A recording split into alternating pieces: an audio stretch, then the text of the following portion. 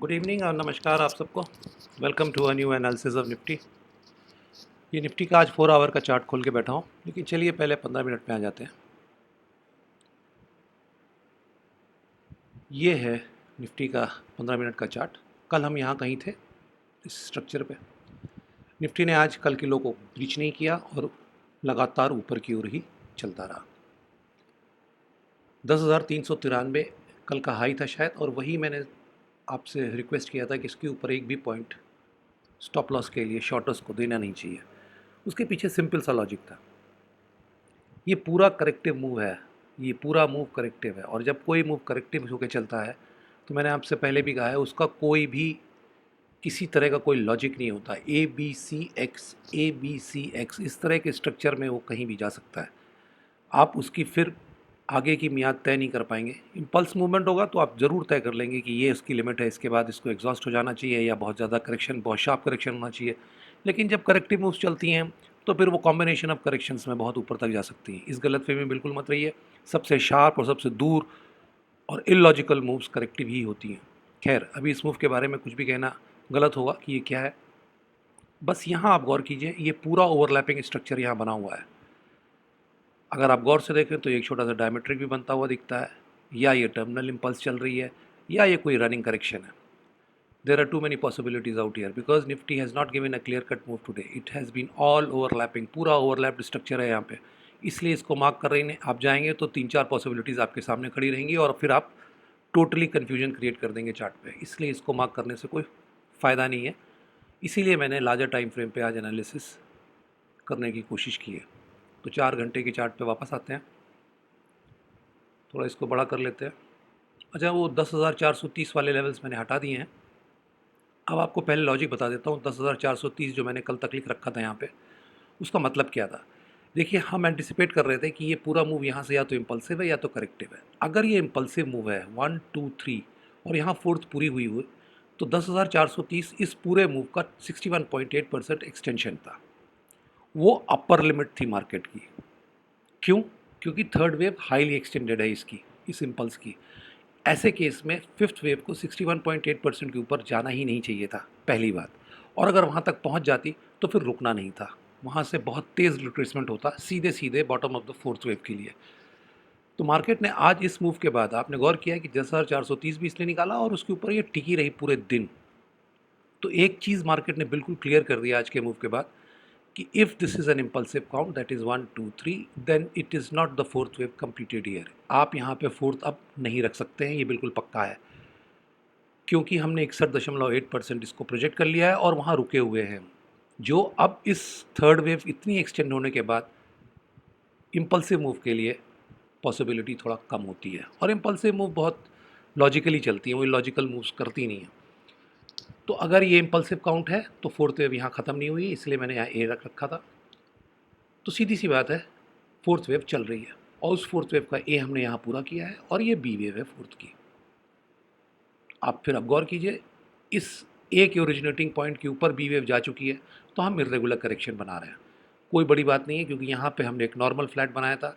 तो fourth wave अगर है तो उसको अल्टरनेट करना चाहिए सेकेंड वेव के साथ, तो वो कॉम्प्लेक्स हो सकती है, इरेगुलर हो सकती है। तो अगर ये इरेगुलर करेक्शन चल रहा है तो फिर इस बी वेव की हमको एक लिमिट, जो एक नॉर्मल लिमिट होती है बी वेव की, उसको हमको प्रोजेक्शन से निकाल लेना चाहिए। तो वो आती है 10,520 और उसके ऊपर आती है 10,533, give and take 10-15 points. Basically 1.23 और 1.38 टाइम्स ऑफ ए वेव का प्रोजेक्शन मैंने निकाल लिया है। तो upper side 10,520 and 10,630, these are the two levels which should be crucial now. अगर ये बी वेव है तो इसके ऊपर ये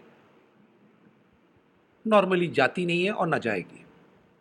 और अगर ये पूरा स्ट्रक्चर इंडिपेंडेंट है, यानी कि ये करेक्टिव मूव है, फिर ये करेक्टिव मूव है, यहाँ से यहाँ तक का जो इंडिपेंडेंट है और फिर ये करेक्टिव मूव है, तो फिर तो मैंने आपको शुरू में ही बताया ए बी सी एक्स करके कुछ भी हो सकता है। बट अभी हमको लॉजिकल जो दिख रहा है चार्ट पे उसके हिसाब से चलना चाहिए। तो ये बी वेव की मियाद जो है 10,520 से लेके 10,630 एक अपर लिमिट होनी चाहिए इस पूरे मूव की, अगर हम जा रहे हैं। ये मूव अभी कहीं से ख़त्म हुआ है ऐसा कहीं से इसने दिखाया नहीं है मार्केट ने, और ना कोई सिग्नल दिया है। हाँ, ओवरलैपिंग स्ट्रक्चर से चला है, लेकिन वो पूरा करेक्शन हो सकता है, कोई दिक्कत नहीं है। मार्केट ने कोई बेरिशनेस दिखाई नहीं है क्लोजिंग के टाइम पे भी। We have already reached the minimum requirements of a B wave if it is to be a regular wave. 100% वो इसके ऊपर जा चुकी है और बाकी दो लेवल्स आपसे डिस्कस हो चुके हैं। कल के लिए बड़ी सिंपल सी स्ट्रेटेजी आपको रखनी चाहिए। ये नीचे की एक ट्रेंड लाइन मैंने बना रखी है, ये कुछ नहीं है, ये कॉम्प्लेक्स स्ट्रक्चर का बी मैंने दो ट्रेंड लाइन बी और बी वेव्स को जोड़ते हुए बनाई है। Break of this trend line, जब भी ये ट्रेंड लाइन कल मार्केट तोड़ता है, वो पहला साइन होगा मार्केट का कि हाँ, ये मूव जो पूरा हमारा यहाँ से चल रहा है ये एग्जॉस्ट हो रहा है या ये ख़त्म हो गया है। तो कल इस ट्रेंड लाइन को आप गौर कीजिएगा। If it breaks then you can assume that this move is over और इट हैज़ एग्जॉस्टेड। बस उसके साथ एक चीज़ आपको ऑब्जर्व करनी है कि मार्केट एक बार इस ट्रेंड लाइन को तोड़ने के बाद वापस इस ट्रेंड लाइन के ऊपर नहीं जाना चाहिए। Market should not regain this trend line and move above it once it breaks below it. अगर वैसा करता है तो फिर इस ट्रेंड लाइन को हमको दोबारा बनाना पड़ेगा। तो ये पहला साइन होगा। जब जिसको भी शॉर्ट करने की मनसा है तब वो ये बात अपने जहन में ला सकता है कि that will be the first instance where you can think about some shots, जब ये ट्रेंड लाइन नीचे की ओर टूटती है। ये ऊपर की ट्रेंड लाइन जो है, ये एक ट्रेंड लाइन है जो मार्केट को एक तरीके से रेजिस्टेंस देगी। Whenever market reaches near it, it will face some resistance. तो ये दो चीज़ें हैं जिनको आप अपने चार्ट पे रखें कल के लिए अगर आपको कुछ करना है। रही बात ट्रेडर्स की, तो देखिए सीधी सी बात है, अगर आप लॉन्ग हैं तो आपका ये 10,280 आप इसको मूव कर लीजिए, अपनी ट्रेल कीजिए स्टॉप लॉस को। आप मार्केट ने ऐसा कुछ नहीं बताया आज कि आप अपने लॉन्ग्स को काट दीजिए। हाँ, ओवरलैपिंग स्ट्रक्चर था, वो डेंजरस साइन होता है, लेकिन जब तक गिरे ना तब तक क्या फ़ायदा है।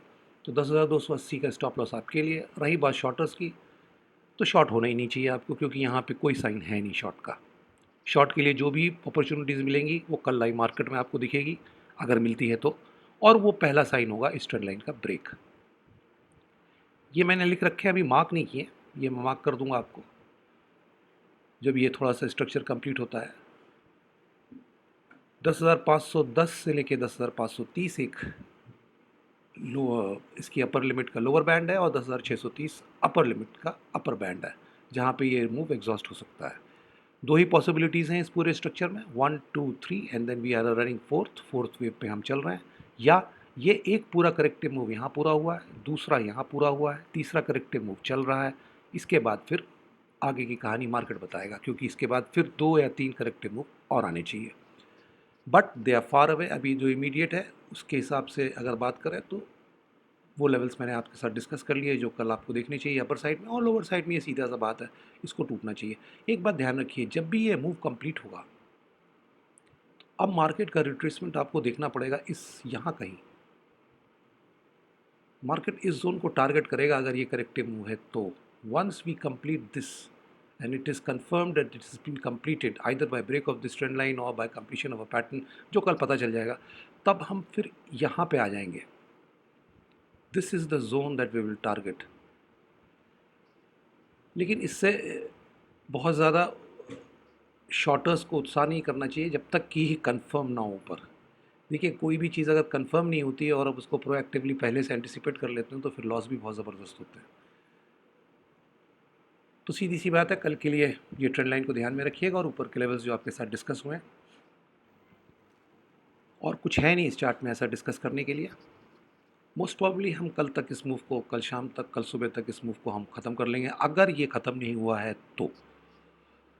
Already it has taken a lot of time. If you see the time taken by this move, when you compare it with the time taken by this move from here to here, it has already taken more than 161%.